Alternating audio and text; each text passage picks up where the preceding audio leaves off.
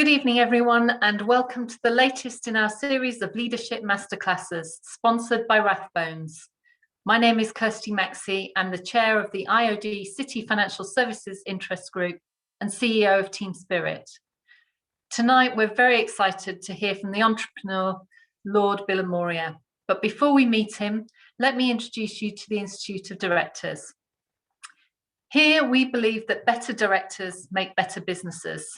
And for just £35 a month, membership provides you with access to a whole range of useful business tools, from networking to legal advice and professional training.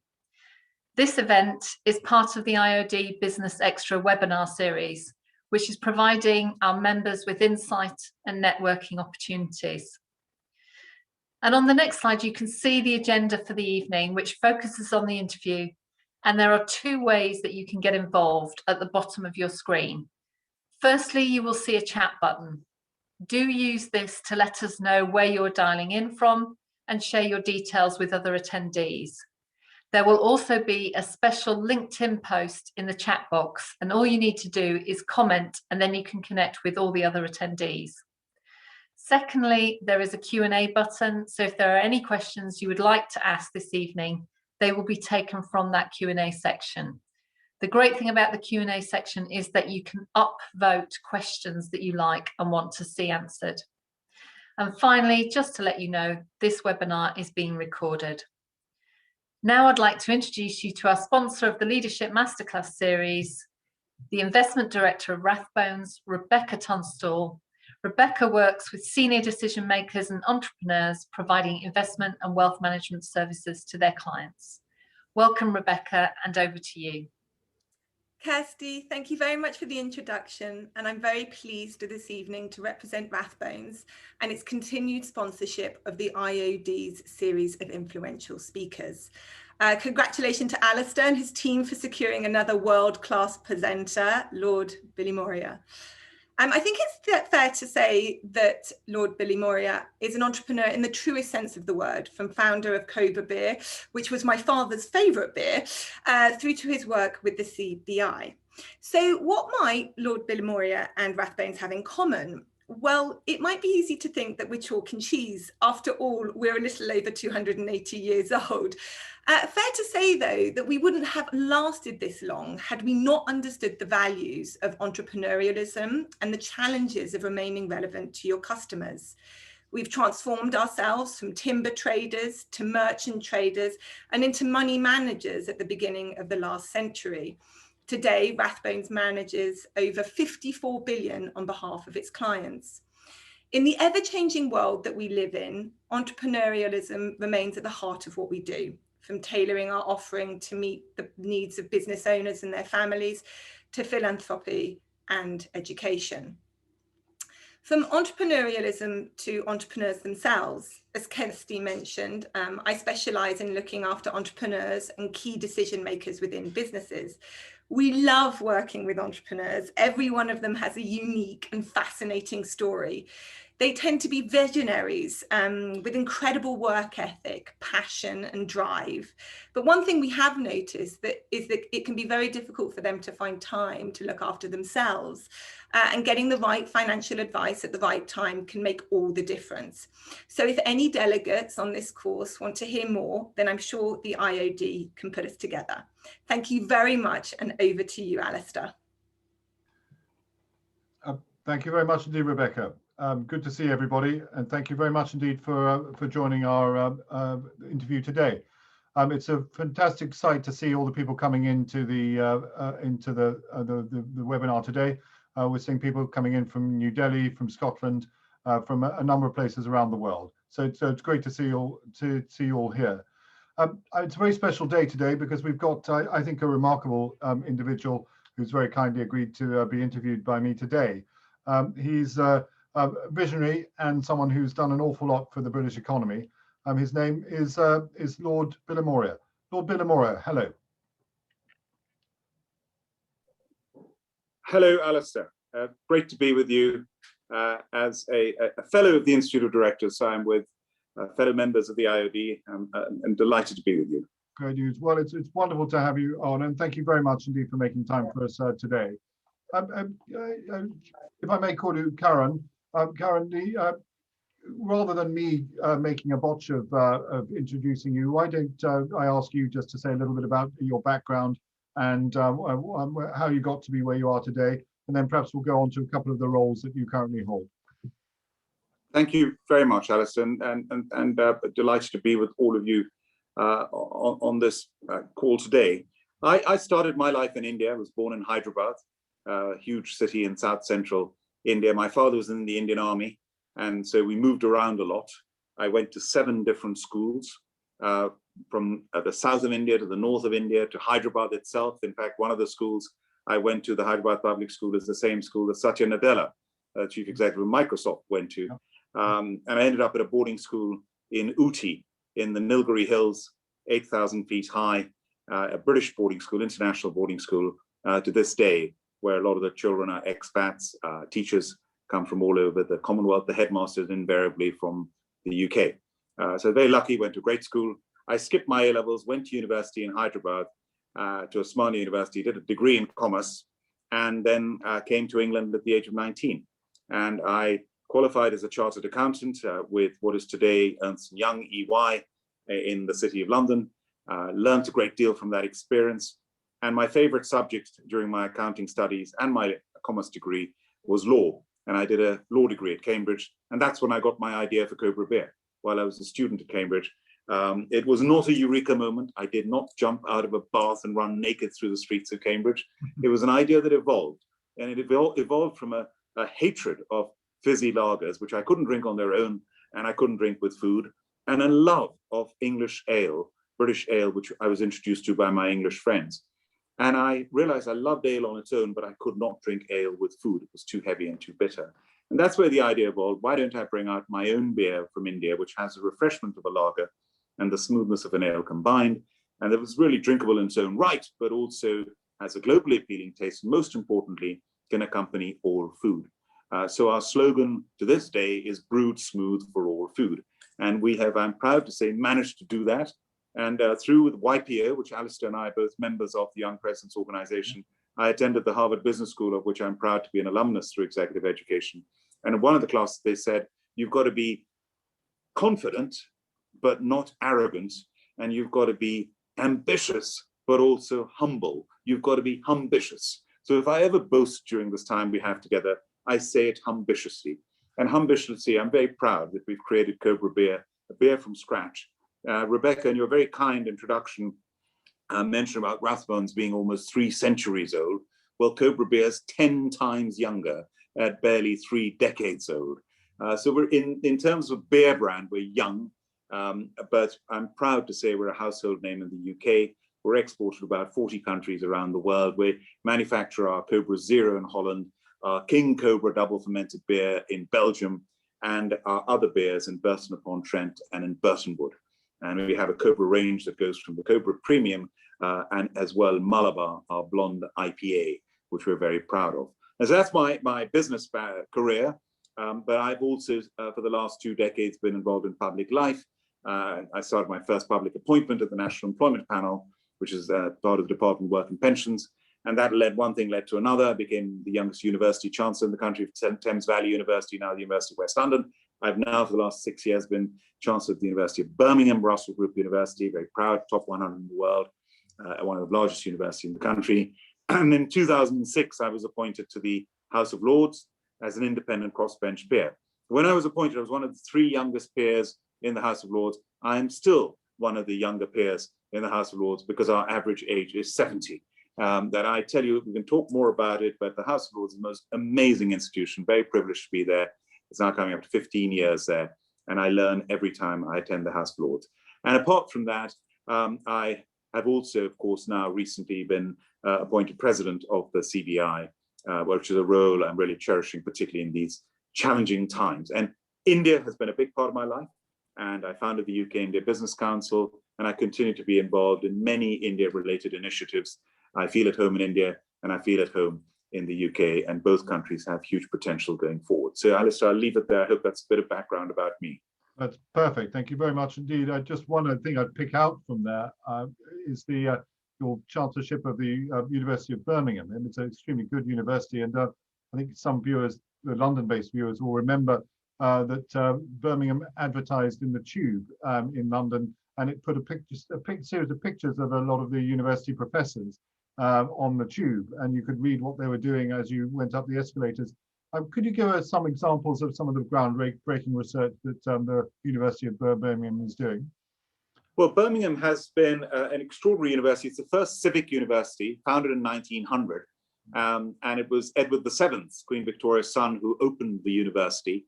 And the charter, of course, was while Queen Victoria was still very much alive. And Joseph Chamberlain, the great politician, was the founder of the university, cabinet minister, and one of the great politicians of his time. And it was the first university to teach commerce. My grandfather, my mother's father, attended Birmingham University, and he graduated in commerce in 1931. And when Birmingham started commerce, it was before Harvard University started the Harvard Business School. So we were ahead of the times in that sense. But since then, it's become a multidisciplinary university, which cutting edge research in so many fields. If you look at this COVID era, our medical school, which is one of the top in the country, has been so active in the testing. The testing laboratories that were created by one of our professors. We have, when you go to the other extreme, to the arts, we have the Barber Institute of Fine Arts, which is one of the top university museums. You talk about the Ashmolean at Oxford, you talk about the Fitzwilliam at Cambridge. Well, we've got one of the top four, the Courtauld in London, and the Barber Institute is a treasure of absolutely amazing art, and our history of art department is world renowned. So music, Elgar, the famous composer, was the first professor of music at the University of Birmingham. Engineering, we've got huge strength in engineering. We've just created the first hydrogen train. We've got the finest railway department in the world. We're the only university in the UK that has its own university functioning railway station. And our railway centre has won the Queen's Award just recently as well. So I could go on. We have centres of excellence in so many fields, which I'm so proud of. Excellent. And 11 Nobel Prizes as well. Well, wonderful. Well, I'm sure you could go on about that for some time, but given that we've got an hour, I'd like to bring you back just to a few other things we'd like to talk about, and that is you're president of the CBI. Just perhaps I could ask you to give your views of the current state of the UK economy as you see things at the moment. Yes, I mean, what a time to be appointed president of the CBI. It's a great privilege at any time, but I was appointed vice president in 2019 summer. And I was looking forward to my tenure. It's a 2-year tenure starting a year later. And I had my priorities. My priorities were going to be to champion entrepreneurship and for the CBI to be seen as not just the business organization, the biggest business organization in the UK, but people have the impression it's FTSE 100, FTSE 250. And I wanted to be seen for all organizations. I mean, like the IoD has such a broad membership. The CBI speaks for 190,000 businesses. A lot of them are SMEs. They're not, of course, the FTSE 100, FTSE 250. Also, people don't realize the CBI has almost 200 trade associations, the major trade associations in the country, including from the National Farmers Union at one end to the Law Society, are members of the CBI. So we speak for all business around the country and throughout the UK. And it's an international organization as well, with offices in Washington and Beijing and Brussels and Delhi. So to have entrepreneurship as a real fore in the CBI, to have universities and business working together on innovation and research and development, to have the global Britain aspect really championed. By the way, I'm proud to use that term global Britain well before the Prime Minister or the government have been using it. No. And fourthly, of course, is as the first ethnic minority president of the CBI in its 60-year history to champion ethnic minority participation across business, right across business, to have that diversity embedded in business. And we've launched Change the Race Ratio, which I'm very proud of as an initiative to do that. So those were my intentions, and I'm very much working on those. But I didn't predict a pandemic would come around the corner. Brexit, I knew, was coming to a head, and of course it did. And we left the European Union on the 31st of January last year. And we had this whole transition period and said that's going to be a major issue to deal with. And then the pandemic came a year ago. What a time to be president! But I see it as a privilege to be president at a time like this in history. And we've been able to, as business organizations, along with the IoD, along with MAKE, along with the FSB, along with the British Chambers of Commerce, the B5, the big five business organizations, as well as all the others, working to try and help business get through this period. And I think the government has done a fantastic job. I think Rishi Sunak, our Indian origin chancellor, has done a brilliant job in being very proactive. I mean, the business measures we started putting in place from March last year have been, in absolute terms, over £400 billion of support. In per capita terms, really at the top in the world, really, really high levels of support. The furlough scheme that has saved millions of businesses and millions of jobs. The other measures, giving rates relief to businesses. All this has really helped. And the intention has been to save the businesses and save the jobs, because before the pandemic, these were viable businesses. And we want those businesses to be there when we come out of the recovery, which is going to be very soon. And that intention of saving jobs, saving businesses, has very much been the fore, and we've supported that.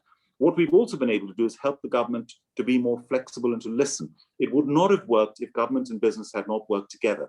And I give credit to the government for listening to us, listening to the CBI, listening to the other business organizations. When we said the furlough scheme, you can't have cliff edge after cliff edge in May last year and then in June last year. What are the chances? It listened, it extended up to October, listened, and now it's been extended into the summer. So at every stage, the government has listened when we asked for more flexibility, and it has to be evidence-based. I mean, the social distancing, if you remember, it was 2 meters. We wanted to reopen the economy last summer. There's no way we could have done that at 2 meters. We said, no, it's got to be 1 meter. And we used evidence from around the world to convince the government to go for 1 meter. The government loans, when the CBILS loans came out, I said to the government then, it will not work unless there are 100% guaranteed loans. They didn't listen initially, then they listened when we had the bounce back loans. My gosh, those bounce back loans have saved millions of businesses and jobs, the 100% guaranteed loans up to a maximum of £50,000. So I could give you example after example where the collaboration has really worked. And I think that will enable us to have this economy, which Andy Haldane, the chief economist of the Bank of England, has expressed the economy being like a coiled spring. I've gone one step further and said we're like a crouching lion waiting to roar. And given the chance, we're going to be able to bounce back in the summer, particularly with the vaccination program. And I'm happy to talk about that in more detail as well. And mass testing, the other thing the government would not listen to it originally. I've been talking about it since last summer. They wouldn't listen. Took it up in Parliament as well. Eventually, since November, we've had these rapid lateral flow mass testing rolled out increasingly to the extent that now we can actually, anyone in the country can go to their pharmacy and get test themselves twice a week to feel safe and to identify people with asymptomatic COVID. Wow, we've come a long way. Again, it only works if government listens, and they have been listening. So it's very interesting what you're saying, particularly in relation to B5, the big business organizations. The audience you've got today is that of the IoD. Are there any specific things you think that the IoD and the CBI could do together in order to promote British business at the moment?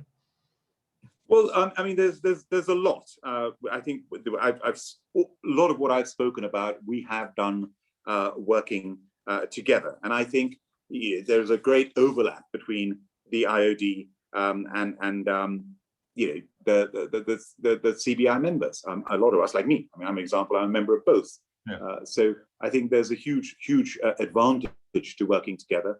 And that's why the B5 meets very regularly. They meet with cabinet ministers. There's a regular program of meetings, monthly meetings, weekly meetings, so that we do speak together to government, making sure that the whole of British industry is covered. And I've seen that happen throughout this pandemic. Lovely.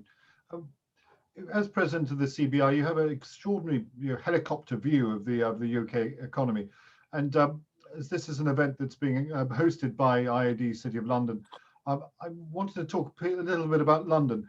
Viewers are concerned about the future of London as an international financial and professional services hub. Can you see London maintaining its status as Europe's premier financial hub in future? Of course, with Brexit, there's been a concern on many levels. I mean, one, for example, wearing my UK-India hat, Indian companies have traditionally, as have many other companies from around the world, considered the UK and London as a gateway to Europe. And I always say we may have left the European Union, but we will never leave Europe. We are forever a part of Europe. And I think that the CBI, for example, were members of Business Europe, which is the organization of the equivalent CBI in all the different countries in Europe and beyond. We continue to be members there, so we have our voice in Europe. But also, I think when it comes to the City of London, there is no way that the City of London is not going to continue to be one of the top 2 financial centers in the world, if not the top financial center going forward. We have too much institutional strength that goes back centuries. I mean, the livery companies, I mean, I'm proud to be a draper, I'm proud to be a brewer, I'm proud to be a member of the Worshipful Company of Chartered Accountants, and I'm proud to be a member of the Guild of Entrepreneurs. So I see that history living today, these great livery companies, that the Lord Mayors, you're an Alderman, Alastair, you could be Lord Mayor soon. That institution, what a phenomenal institution we have, this ancient institution. Bank of England, the Bank of England and the regulatory supervisory structure we now have. I think we had light touch regulation that was too light touch at the financial crisis. Now I think we've got the right balance, that we've got a good regulatory environment. We've got a City of London that is respected. We've got a legal system. Where in the world, I mean, you hear these celebrity trials, where do you come to get the best lawyers, the best courts, the best judges, the finest law firms? You come to London. So our accountants, our professional services, we have the best in the world. And the City of London delivers over £75 billion of tax a year. Over 1 million highly skilled people working in the City of London. So the institutions and the network we have, let alone linking into the rest of the UK, is so strong, so embedded. As long as we keep cutting edge, we've got reviews that are taking place regularly. My friend Ron Khalifa has just released the FinTech review.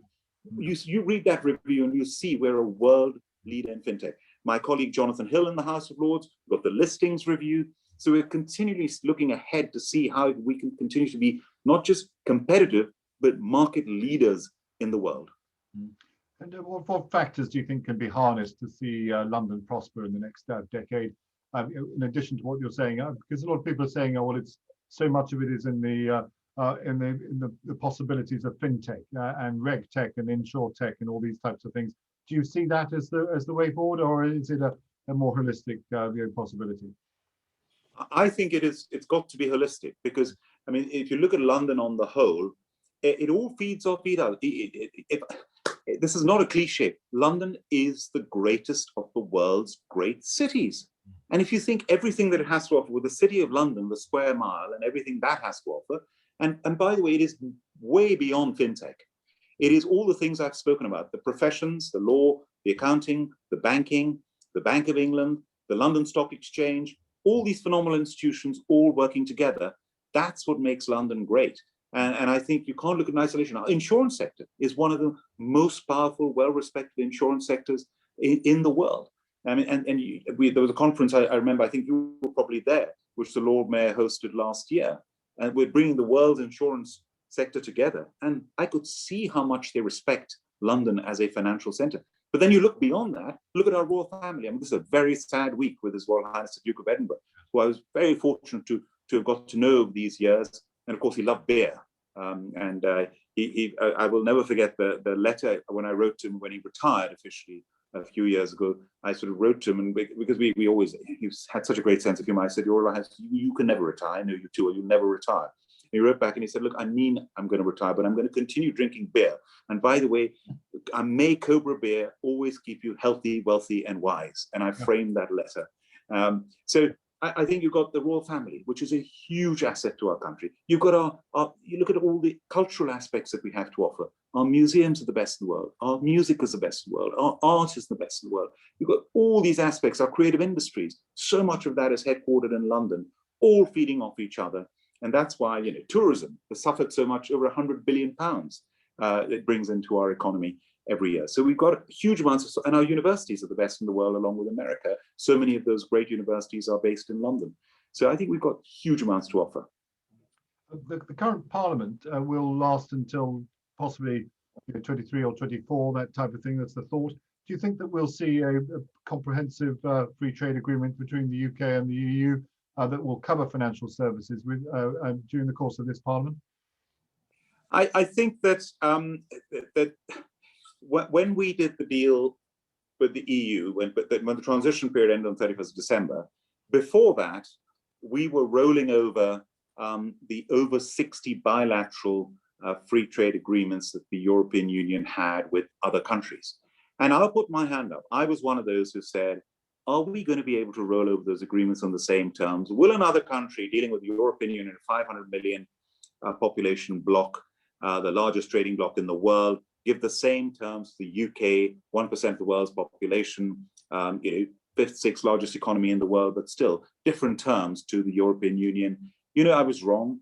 We set up a Department of International Trade in 2016. It's less than 5 years old. We employed people who had no experience in negotiating trade agreements for 40 years. And hats off to Liz Truss, hats off to our friend Lord Jerry Grimson from the city, hats off to Ranil Jayawardena, Greg Hands, my university contemporary from Cambridge. They've done a fantastic job in rolling over these agreements. And some of them came to the wire. The Canadian one, which we helped to get over the wire, it only just got through before December. But then the point that I made, this was a Canadian one in specific, I used as an example, and I spoke about this in Parliament. I said, okay, we've rolled over these agreements, but now we've got the opportunity to make each one of these agreements bespoke between the UK and that country, and make them super duper bespoke agreements. And then, of course, we had the final European Union agreement that came through at the 11th hour on Christmas Eve. Now we've got that platform. It's a goods, duty-free, tariff-free, quota-free agreement. But how can we now build on that in the future? And financial services, one area, we've got the memorandum of understanding. We've got to deal with mutual qualifications, equivalence. Will we be able to deal with that? I think as long as we have a good relationship, we have mutual trust and respect, we've got to keep building, including in financial services. Lovely. Just to remind everybody that you're listening to me, Alastair King. I have the great pleasure in interviewing Lord Karan Bilimoria today for the IoD Leadership Masterclass Series. This series is kindly sponsored by Rathbones. Lord Bilimoria, just whilst we're still on the subject of the EU, there was certainly the thought prior to Christmas that we would see the Dover-Calais link clogged up with lorries, and the M20 would become a car park and all the rest of it. Now, largely, we haven't seen those sort of bottlenecks. I just wondered, we haven't seen some problems in relation to trade, particularly in relation to seafood and all the rest of it. I wonder if the problems that we have seen, do you see those as teething trouble, as some of the government members have said, or is there perhaps something more deep-rooted? There's no question that we expected that there would be adjustments to make. That was predicted. Now, how much was that going to be? Were we going to have those queues that some people were worried about? Well, thankfully, that hasn't happened. If you speak to the government, they will say that less than 2% of goods have been in any way held up. On the other hand, the statistics show that for whatever reason, there's been a big drop in trade between the UK and the EU in the early part of this year. Now, you could put that down to Brexit, you could put that down to COVID, you could put that down to stocking up, there are all sorts of reasons when we analyze it. But it's the medium and long term we've got to look at. And the CBI, we've looked at it in three ways. One is the sector, two is the size, and three is supply chain. And there's no question about it. Over 60% of manufacturers and distributors are reporting delays. And you've got rules of origin issues. You've got customs. Do we have enough customs officials? We need to ramp up as a country. And again, we need more and more flexibility. The size of the company matters. The bigger companies have the resources to be able to deal with some of these adjustments. SMEs is much more difficult. With supply chains, we've had issues with supply chains, particularly goods moving between the Republic of Ireland and Northern Ireland and Great Britain. And of course, we've got the whole Northern Ireland Protocol. Now, we've always known that the Northern Ireland Protocol is not perfect. I mean, Northern Ireland was the Achilles heel of Brexit. The fact that we've got a solution trying to protect the Good Friday Agreement and allow this trade to flow between our countries, that has had issues. It is not perfect, but I think we can work with it, and we are working with it, and we've got to make it work. And we've got to preserve the Good Friday Agreement and the peace that has existed over the last 2 decades. What are your members, of the CBI members, saying? Those who are based in Northern Ireland, are they still upbeat about it all? Because we have seen obviously some problems there on supply chains, but also a little bit of unrest over recent days as well. I just wondered, are you getting feedback from your Northern Ireland members? Very much so. I mean, I've had meetings with them individually and literally asking the question, frankly, can this work? Will this work? And they are absolutely open and saying, it is not perfect, but what is the other option? We've got to make it work. And that means flexibility. When I say flexibility, if it means we need more time to adjust, if it means we need 2 more years to adjust, then it must be done together, the EU and the UK together, saying, let's make this work if it needs more time for flexibility. So having that open, flexible arrangement is going to be absolutely crucial to make sure it does work for movement of goods, particularly between Great Britain and Northern Ireland, let alone between Northern Ireland and Ireland, which is the EU. Yeah, understood. And is it the same for your CBI members in Scotland as well? I mean, are you detecting the same amount of optimism that things will get better? Well, of course, with Scotland, we've got the elections coming up now, and that's going to be, there's the threat of another referendum coming up in Scotland. And I think everyone is going to want, the most crucial thing is the United Kingdom has got to stay the United Kingdom. United, we're far stronger, and we've got to make sure that all this works for the United Kingdom. And this is where we talk about the government's levelling up agenda. The levelling up agenda is for the whole of the United Kingdom. It's not a sort of north-south divide. It's levelling up right to the west of England and levelling up in Northern Ireland and Scotland and Wales and throughout England.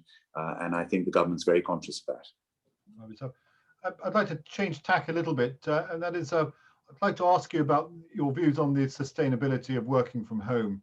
I think that the old intuition used to be that if you can work from home, surely people in Vietnam, India, and the Philippines can do your job. And I just wonder, there's been a big change over the course of the last year or so. What's your views on that sustainability? Well, what has happened is a huge amount in this pandemic. If I look back and I say, what are the traits that have been demonstrated by individuals and by businesses and by countries? I think one is, with huge uncertainty and ambiguity, people have shown a lot of resilience, huge amounts of resilience. Also, people and companies have shown a huge amount of ability to adapt and to adapt at speed.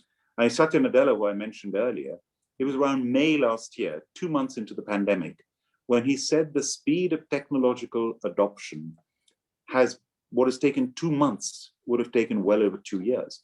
And we've got to remember that this technology that we're using right now has existed for years. We just haven't been using it. We were using conference calls. Yeah. Now that if you try having a conference call now, and you'll see how outdated it seems.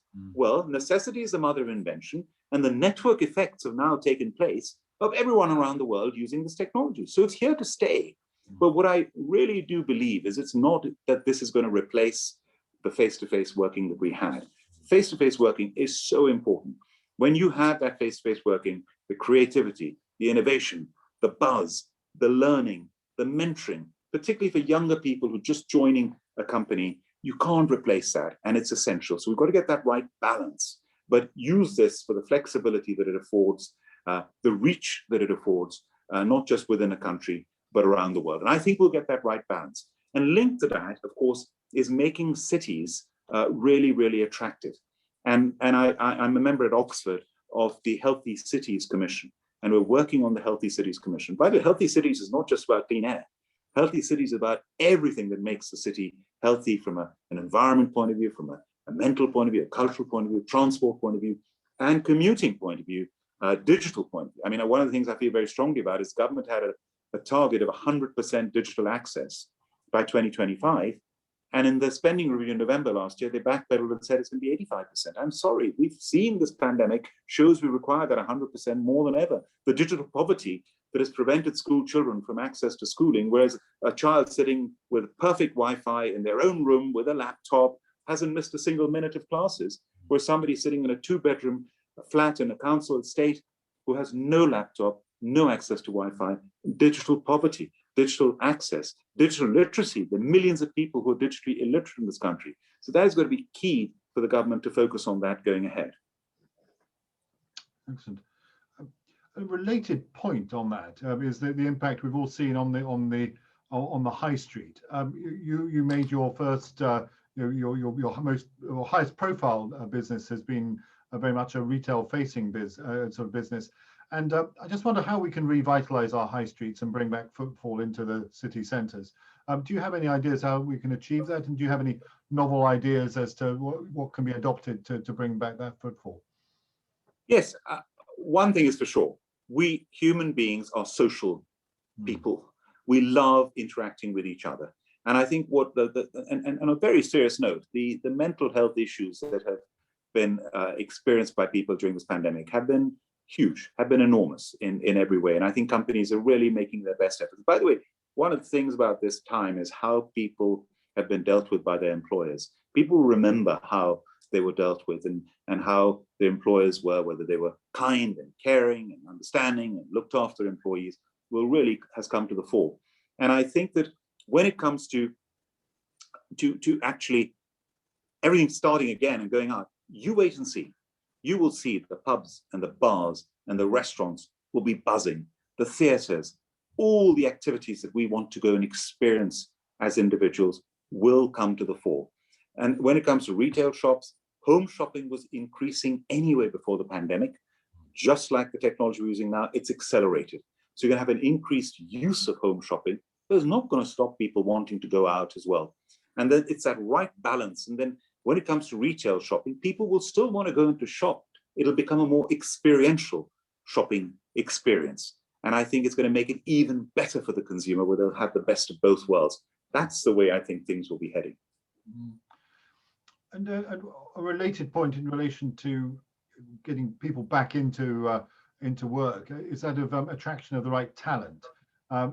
We still, though obviously the figures now are perhaps a little bit old, but there is certainly thought that the UK still suffers from some elements of skill shortages, particularly in things like advanced coding and that type of thing. Are you confident that the new points-based immigration system is flexible enough to allow us to attract the people in order to fill those shortages? Yes, the government has said that its new points-based system is going to enable us to get the best talent that the economy needs from around the world. There's a minimum threshold of just over £25,000. You've got to show there's a speaking of English, and you've got to have a skills level above A levels. And on that basis, people can come in and work in this country. Now, we should have access to the skills that we need. I mean, I know from my own industry, for example, with Cobra Beer, we supply over 7,000 restaurants. Those restaurants for years have been saying they've not been able to get the chefs that they need from South Asia because the salary thresholds were too high. It was like £35,000.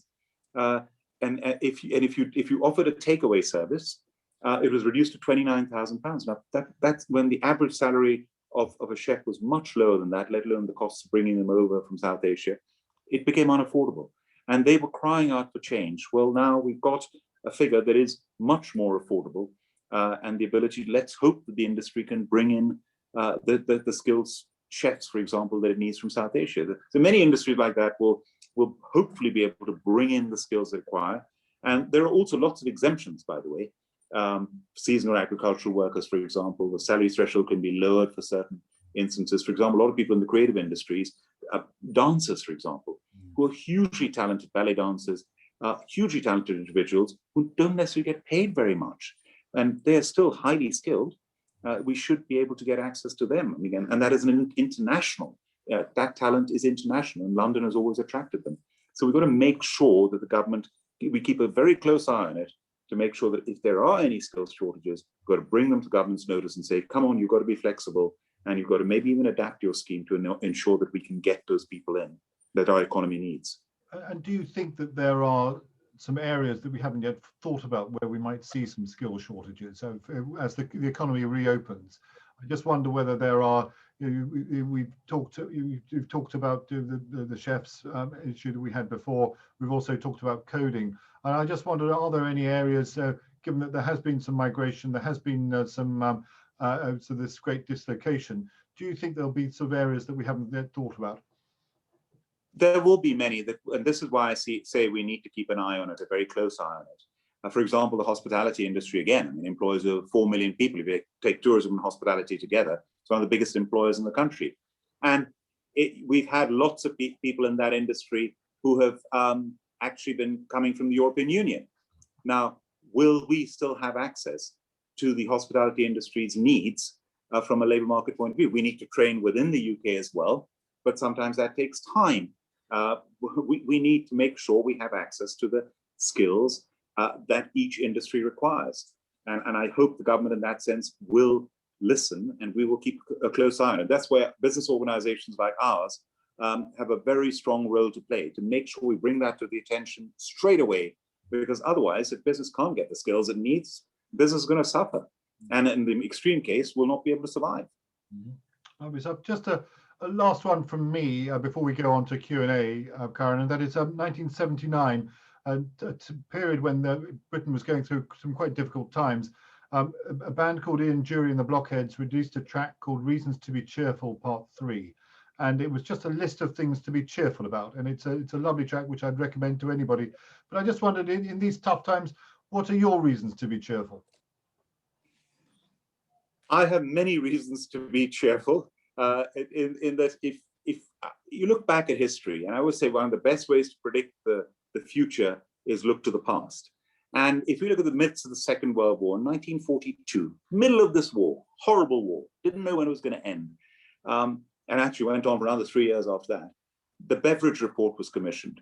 And the Beveridge Report came out with a long-term strategy for the United Kingdom, and it was implemented after the Second War, in the years after the Second World War. And the Beveridge Report is basically what led to the National Health Service and the welfare state, which changed the future of our country. So similarly, at the CBI, we're launching our economic vision for the UK in 2030.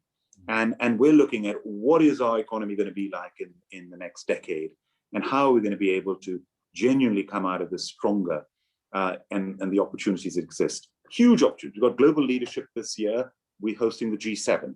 At the CBI, I'll be hosting the B7. We've got COP26, the UN Climate Change Conference in Glasgow. Huge, huge opportunity where Britain is actually leading. In areas like climate change, we've shown expertise in wind power. We've shown expertise in heat. I chaired the Heat Commission at the CBI with the University of Birmingham. But enormous opportunities to show leadership in those areas. So I'm confident that this country will come out much stronger. The resilience, the collaboration with government, the way with the vaccine program, I think that has been a great illustration around the world where we have been fantastic.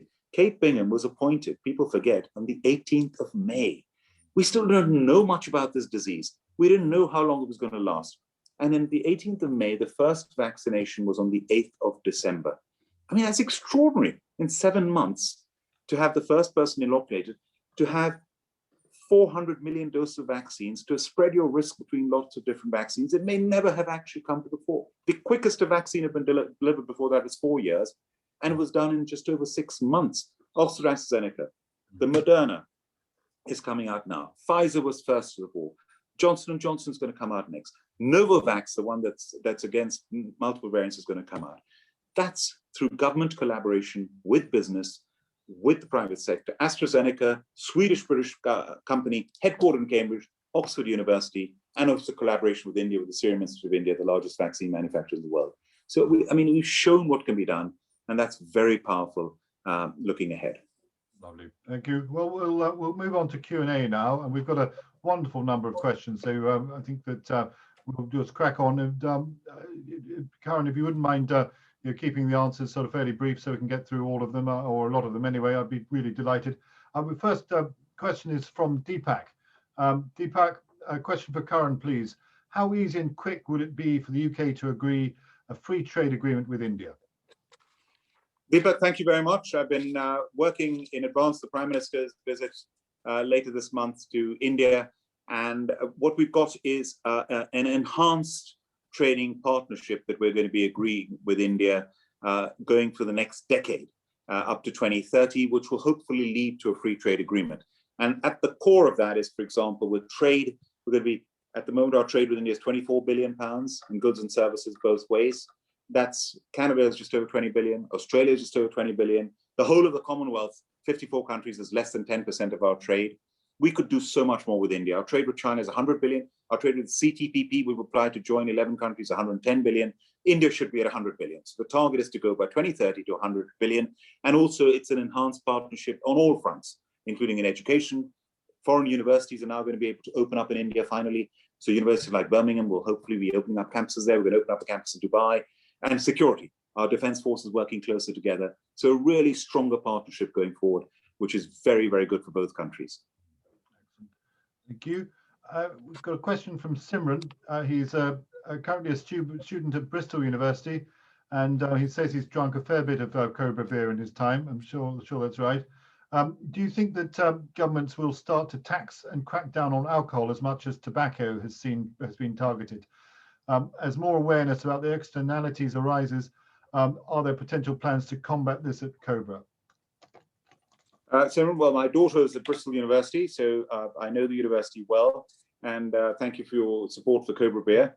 I think with alcohol, our alcohol taxes actually are some of the highest in Europe. In some instances, I'm not exaggerating, our alcohol taxes are 13 times higher than a country like Germany. So we've got very high alcohol taxes to start off with. The government has been actually very good at freezing them for a long time. But the most important thing is there's got to be a continual message about responsible drinking. And all of us in the industry are forever getting that message of responsible drinking out all the time. And that must never stop. Thank you. We have a question from Sat. And Sat's asking, beyond COP26, how will the UK continue to carve out a leadership role in climate change? I touched on this earlier, where we have now shown leadership, as I said, in wind power, B, in heat. You know, we've got 29 million houses in this country. 1/3 of greenhouse gases come from heat, and half of that comes from buildings. And the 29 million houses in the UK, only 1 million are up to the standard if we were ever going to reach net zero by 2050. We've got to change the gas boilers to heat pumps, to hydrogen power, to community heating. So we've got a big job to be done in transport. Hydrogen trains, I mentioned with Birmingham University, there's a functioning hydrogen powered train in the Midlands. So we've got to show that leadership going forward. Companies have a big role to play. My alma mater, Ernst & Young, EY, this year they have declared, in the midst of a pandemic, they're going to go carbon negative. Business needs to take a leadership role in this and lead from the front. And I think we at the UK can do that and are already starting to. Thank you. A question from Shamir. What would Lord Bilimoria advise young people, and he's saying 18 to 21-year-olds, who feel COVID has negatively impacted their future in terms of opportunity and jobs? Many internships and entry-level jobs have diminished in 2020 and 21. What could young people do in addition to having side hustles to become entrepreneurs? It has been a really, really tough time for young people. In this whole pandemic around the world, they've suffered so much. Schools have been shut, universities have been shut. And again, the best institutions have gone to extra efforts, the ones who've been able to afford it. And at Birmingham, for example, the remote learning that we have been able to offer our students has been extraordinary. Many institutions have done that. But there's nothing, if you ask survey students, they will say we want the face-to-face interaction with our fellow students and with our faculty. They want the classroom experience. There's no running away from it. We've got to get back. But what about this lost time that they've experienced? It's been tough. And at the moment, what we're talking about right now, universities should be opening up today. And universities are not being allowed to be opened up by the government. I cannot understand that. It was the 8th of March that schools opened up. I've seen at Birmingham the effects, the huge effort. At Cambridge, I see the effort of testing everyone at the university on a regular basis. I see the reports on testing. We've gone to huge efforts to make our campuses as safe as possible. Why can't universities start up again? This is the final term. There are people graduating this term. They've got to be allowed in a safe environment to be able to go back to university. And we wish the government, I hope again, they will listen to us and allow universities to be able to reopen safely immediately. Lovely. Thank you. A couple of questions related to Ireland. This is from Ian, and he's talking about the Northern Ireland Protocol. Many of us remember the days when spirits for overseas export, which had no excise charge at source, were marked for export only. Could this treatment be utilised, but in reverse, to enable the EU to be satisfied that GB manufactured goods weren't seeping into the single market? Well, again, we've got to keep an open mind about this. Ideally, we should be able to have goods flowing freely and be able to make sure that that this border that does not exist physically must continue to not exist physically between Northern Ireland and Ireland. There used to be 270 armed checkpoints between that border, between Northern Ireland and Ireland. We can never go back to that. We've got to do this on a basis using technology. And there's a lot of technology that I'm being shown all the time that can enable us to do this in a way that is done in a way that it is safe. And there's got to also be that trust and flexibility, and we can get there. And the follow-up on that is a question from Emily, who's asking, is there a particular role that London, I presume she means the London government, can play in relation to keeping the island of Ireland safe? And she's asking also, how would you like everyone on this call to support the island of Ireland because it is going through a bit of a gyration at the moment? I think that the more all of us can articulate and make it shouted from the rooftops that we really, really value the relationship that exists. I mean, Ireland, if you look at the history of Ireland, the independence of Ireland is just 100 years. It's 100 years. And in that, we've had the situation between Northern Ireland and Ireland. We've now, for the last 20 years, had the Good Friday Agreement that has brought peace. We must preserve that. And we've had, right from the get-go, people again take this for granted and don't forget it. We've had free movement between Ireland and the United Kingdom forever. It's always existed. And we must never stop that either. And that, in terms of that amazing relationship we have with Ireland, is so strong that we must never jeopardize that. Thank you. We have a question from Alex, and Alex is asking, what enhanced role will sustainability play in the post-pandemic world, and what can business leaders do to foster that role? Well, we've spoken about climate change, but of course it goes, when you talk about sustainability, sustainability goes, we seem to sort of have moved from the people, planet, profits, from not just being the best in the world, but being the best for the world. And that mentality of putting back into the community, it embraces everything. And now the term, of course, is ESG. So it is all about how well our companies run. Are they run in the right way?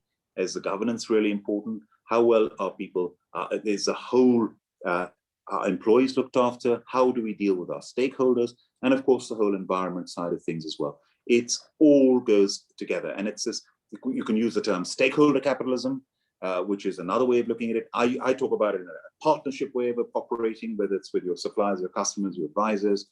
There are many ways in which you can operate in doing business the right way. Because I really, really sincerely believe that it is better to fail doing the right thing than to succeed doing the wrong thing. Excellent, thank you. Changing tack a little bit, I've got a question here from Erin, and she's mentioning the fact that there's a you spoke at a Pensions and Lifetime Savings Association Investment Conference 2021 a few weeks ago, and there's a quote about mentioning the fact that you said that emerging from the shadows of this crisis, we have a chance to reset, to step back and imagine the kind of economy and society that we want to return to when the pandemic is over. She's asking, could you give your view of the role of the UK pensions and investment sector in that big picture? What sort of role can pensions and investment display, or what role can they play in rebuilding that reset? Thank you very much for that question. Again, this is one of the sectors that we have, which is one of the largest, most respected in the world, is our pensions and investments sector. And it has a very big role to play in terms of the responsibility and the power that it holds is huge. And I think there could be more flexibility. I think if we could build in, I mentioned this in my speech then, if we could build in more flexibility into the way in which our pensions, these huge trillions of pounds could be invested, that could help power the economy much further. And for example, with growth companies in the venture capital field, if we can make it more flexible, wow, the potential would be huge. And if you take comparatives with other countries have more flexible regimes. If we had that within our pension sector, it could be so much more powerful. Another way they can do it is they can encourage the ESG and responsible business. And one of the areas, for example, is in the area of diversity. I talked about Change the Race ratio, which the CBI has just launched in October, ethnic minority diversity in businesses. Well, pension funds and investment can say, we will not invest in companies who do not embrace diversity, gender diversity, ethnic minority diversity. We will be very strict about it, and that there are firms saying they will not do it. And if they see that a company, for a FTSE 100 company, there's still almost 20 FTSE 100 companies that do not have a single ethnic minority director. The last time the FTSE 250 was surveyed, almost 70% of FTSE 250 companies do not have a single ethnic minority director. So I think the pension fund industry, investment industry, has a huge role to play in championing diversity. Lovely. Very quick, we can squeeze in two more questions, which I'd like to do. One is from Ross. Ross, what are your thoughts on central business district high-rise office concentrations in London, like Canary Wharf? Are they long-term structurally impaired with regard to their demand, or do you feel that in 2 or 3 years' time, office occupancy and density will be the same as pre-COVID? This is a big open question. I mean, you get some people saying, "Oh, the office is dead. No one's ever going to go back to the office," in one extreme. And I'm very much of the view that people will go back to work. Will they go back to work for the full 5 days a week? Will it be on a more hybrid basis? That we have to wait and see. And I can say in every environment, even when I give a lecture, say at the Cambridge Judge Business School, which I had the privilege to chair, recently I'm an ambassador for the business school, I did a lecture, an annual lecture that I do every year with the MBA class. I usually do it in a big lecture hall. You can't beat that by doing it virtually. I can do my best. We did the job, but that face-to-face interaction is going to be essential. And I think we're going to have to wait and see. I don't think the office is dead at all. Well, you're doing very well in this Zoom medium, so thank you for doing that. Our last question is going to be from Mike. What are the key lessons that you've learned from COVID impacting your business, and can you share that with others? If this is the last question, Alastair, can I make just a concluding remark with that? So firstly, I just want to say thank you to all of you for, and Alice, thank you so much to you, to the IoD, to Rathbones, to Rebecca, to Colin, to Kirsty, to Jeremy, to Sophie, to Mania, to all of you. You've been marvelous, and thank you for the wide range of questions you've asked, Alastair, as well as from all of you participating in this. I've really learned a lot from all of you. I've learned a lot from this pandemic, and I mentioned it earlier. To summarize, from Cobra, I'm very, very confident that we're going to be even stronger coming out of this than before. All the lessons we've learned are coming to the fore, and I'm really excited that we're going to be much stronger, and the economy is going to bounce back, and it'll be a V-shaped recovery, as long as the government continues to support, which they've shown they have. And the final thing is really, this is what I've learned, is this the Harvard Business School professor sent a paper, one of my favorite professors, Boris Groysberg, and he said it was about the Stockdale paradox. And the Stockdale paradox was about Admiral Stockdale, when he was a young officer, was a prisoner of war in Vietnam for 7 years, and he survived. And it's analyzed and said, why did you survive? And he said, I survived because some of my colleagues on the one extreme said, we're going to be home by Christmas. And they didn't make it, sadly. The other extreme, the horror was so bad, the torture, the horror, those people sadly didn't make it. He said, I made it because every day I faced the horror and said, it's real and it's going to be there tomorrow as well. And I've got to face that horror. But also I had that faith that one day I'm going to get through this and I'll get home. And that's what we've had to do, is face this nightmare for over a year now. But that light at the end of the tunnel, we know one day we're going to get through it, and it's shining bright, and it's going to shine brighter and brighter over the coming weeks, and we're going to get through it. Thank you very much. Karan, thank you so much for your kind participation today. I think I've enjoyed it hugely. I'm sure that the audience has as well. We're very grateful to you for your time, and look forward to seeing you at another IoD event soon. Karan, thank you very much indeed, and see you soon. Thank you very much, Alice. Thank you, everyone. All the very best. Thank you. Bye-bye. Thanks a lot. Excellent. Well, I thought that was a remarkable interview. I enjoyed it, and I just want to talk to you a little bit about a couple more interviews coming up on Monday the 19th. So 1 week's time, I'm going to be interviewing the Right Honourable Jeremy Hunt MP, the Chairman of the Health and Social Care Select Committee of the House of Commons. I think he's a remarkable speaker, and I think you'll enjoy that one. And then a week after that, I'm interviewing General Sir Richard Barron's KCB CBE, recently retired military commander, a hell of a character, and I think you'll enjoy his thoughts as well. Here's a little bit of an idea as to what we're doing in future months. Jess Phillips is coming up. She's always great fun, and I think you'll enjoy that interview. And then we've got Kwasi Kwarteng, plus also His Royal Highness Prince Khalid bin Bandar Al Saud, the Saudi Arabian ambassador to the United Kingdom. So we've got some extraordinary people coming up in this IoD interview series that's sponsored by Rathbones, and I do look forward to seeing you there. If you haven't yet joined our fellowship of the IoD, then please do so. I think it's an incredible bargain for what you get. Look at the legal and tax helplines. Look at the extraordinary professional development courses that you can go on. Plus, in addition to all of these networking events such as this one today, I do hope that you'll look at the possibility of joining IoD and go ahead and do that. I'd like to thank everybody for their participation tonight. I'd like to thank the team, as Karan kindly did, of Jeremy, Sophie, plus also Manuela and Sophia. I'd like to thank Rathbones, the team at Rathbones, Rebecca and Colin, most grateful to them, and to Rathbones for sponsoring the series. I'd like to thank Lord Bilimoria for being a wonderful guest today and being so forthcoming and fulsome in his answers.